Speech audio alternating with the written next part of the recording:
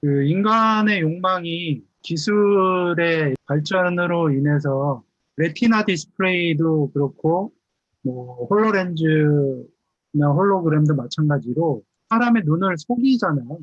평면인데 그 뭐 암막 그래픽 뭐 엔진을 엔비디아에서 활용을 하더라도 그 보이는 거는 평면인데 그 평면을 사람의 이제 눈에 그 어느 정도 속인 다음에 그거를 그 실제처럼 보이게 하는 거.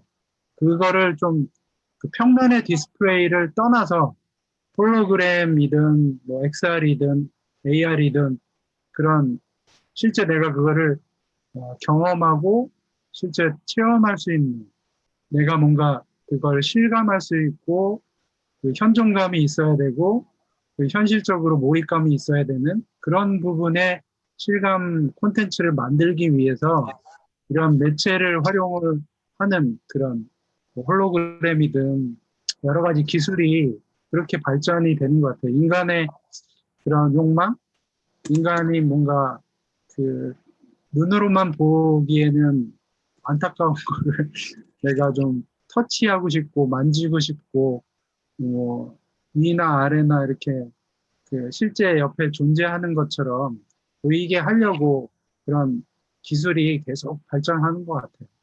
인간이 가장 잘 속는 것 중에 하나는 이제 뇌가 그렇게 잘 속는다고 하더라고요. 사실은 VR도 뇌를 속이는 기술이고, 예. 그런 부분에서 좀 재밌는 것 같아요.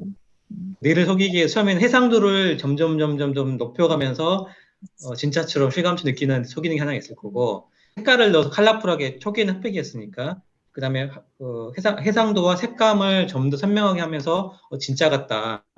그리고 있고 또 좀 더 해상도도 있지만 또 사이즈 그 자체 얼마나 크게 보여줄 거냐. 스마트폰과 작은 화면일 수도 있지만 대형 TV면 더 실제로 보일 수 있는 부분들이 있는 것 같고 내가 이쪽으로 가까이 다가가거나 오른쪽으로 가면 컨텐츠가 같이 이렇게 움직여주면 뭔가 내가 실제 현실 공간에서 본 듯한 속여주는 거잖아요. 이게 대표적으로 가상현실 이런 것들이 뇌를 속이는 거인 것 같고 이 뇌를 속이기 위한 다양한 방법론들을 고민하면 미래 디스플레이 기술의 진화 방향을 예측을 해볼 수 있을 것 같은 생각이 듭니다. 네.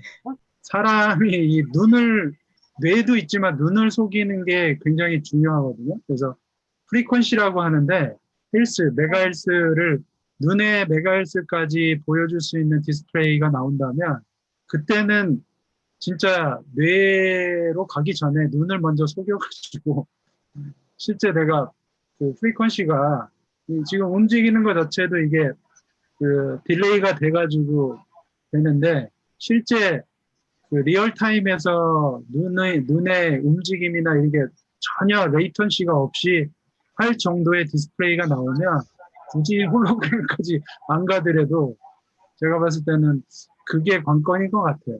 눈을 속이는.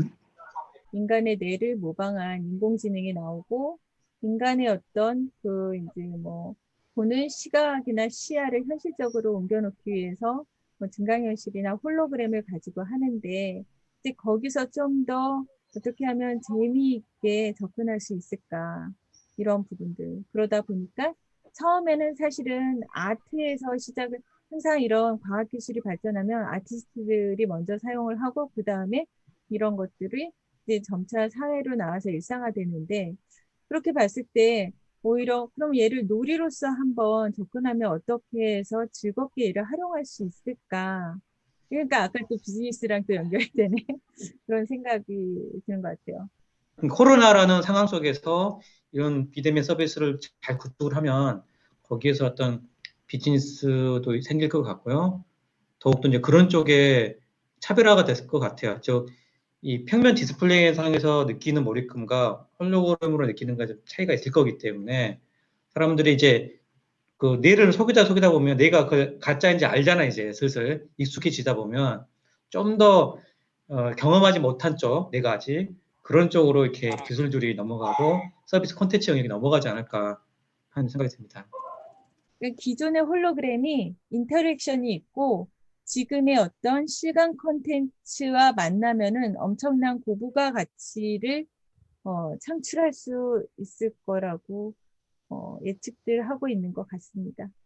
홀로그램의 방향성은 두 가지 축으로 일단 떠오르는 게 있는데요. 음, 뭐 조그만한 그 다마코치처럼 그냥 그 홀로그램 그 자체로서의 시장, 음, 홀로그램 컨텐츠를 보여주는 형태의 그 자체가 하나 있을 것 같고요.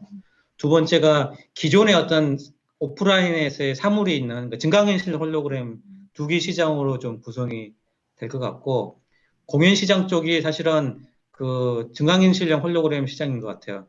무대에 한 명의 그 배우가 등장하면 백댄스는 홀로그램 붙여가지고 큰 대형 공연을 만들어내는 뭐 그런 형태 공연? 그렇게 제작비 좀 너무 구분을 해보면 비싸요. 어떨까 싶습니다. 만약에 음, 문화재다, 그 문화재 같은 그 곳 위에 올라가가지고 사람이 춤추고 공연하면 그 무게 때문에 그 건물이 뛰고 그러면 진동 때문에 어려울 수 있잖아요. 근데 홀로그램을 하면 분명히 그 문화재 위에서 뭔가 공연이 이루어지는데 사실은 사람이 그 무게가 없거든요. 뛰지도 않고. 그래서 가벼운 장비만 세팅을 할 수 있는 구조가 있다면 사람들이 저기 문화재에서 공연이 멋진 공연이 이루어진다는 체험도 할 수 있어서 어, 기존의 건물을 계속 유지도 하고 위험하지도 않게 하면서 사람들은 그걸 즐겁게 즐길 수 있는 그런 형태가 될 수 있을 것 같고 그 홀로그램 디바이스를 공연용 디바이스를 어떻게 하면 가볍고 얇게 거기에 설치할 수 있을지에 대한 기술이 중요하지 않을까 싶어요. 예. 많은 돈을 들이지 않고 효과적으로 할 수 있는 방법이 사실은 저는 프로젝션 매핑 효과를 활용한다면 효과적일 것 같아요. 해가 지기 직전이나 이럴 때 어떤 음향과 함께 그때 잘 나가던 거기서 공연했던 거를 프로젝션 매핑으로 해서 어떤 공연이 같이 있을 수도 있고 공연이 아니어도 그런 것들을 건물하고 같이 매칭을 해서 보여준다면 그것도 하나의 문화재라면 그 문화재와 관련된 이런 것들을 프로젝션 매핑으로 해서 언제 뭐 한다 이런 걸 해가지고 홀로그램 쪽의 구성이 구분한다면 개인용 음, 그리고 공연용 공공장소에서 쌓이는 공공용으로 일단 있을 것 같고 그다음에 컨텐츠도 개인 맞춤 컨텐츠이면서 또 인터랙션이 반영이 된 홀로그램 컨텐츠가 필요하다. 그래서 인터랙션이 없는 컨텐츠면 홀로그램의 원래 속성을 충분히 살리지 못하는 컨텐츠가 될 것 같아요. 그래서 인터랙션이 상당히 좀 중요한 부분인 것 같습니다. 특히나. 예. 향후는 그게 되게 중요할 것 같아요.